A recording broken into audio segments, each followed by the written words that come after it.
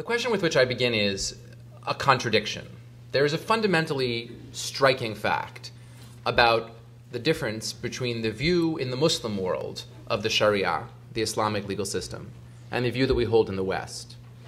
In the Muslim world, if you allow free elections, or even relatively free elections, in almost every Muslim country, I don't say every, but in almost every Muslim country, and in every Arabic-speaking country where such elections have been permitted,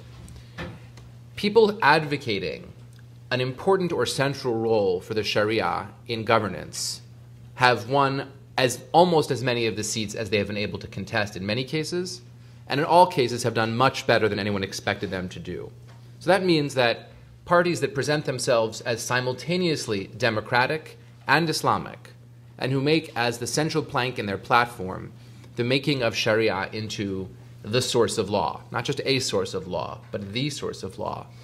tend to do tremendously well in elections.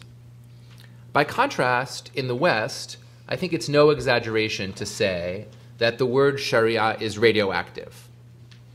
When the Archbishop of Canterbury, who's hardly known as one of the great world advocates of Islam, since he's head of the world's second largest Christian denomination,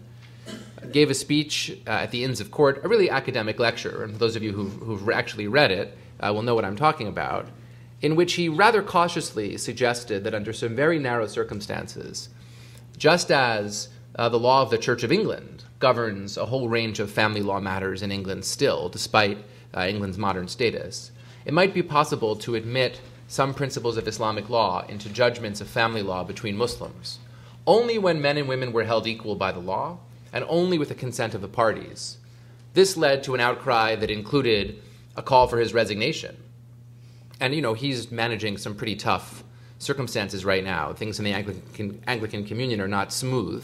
having to do with the potential split within that communion. And yet, throughout all of the trouble he's been through, nobody has actively been calling for his resignation until this moment.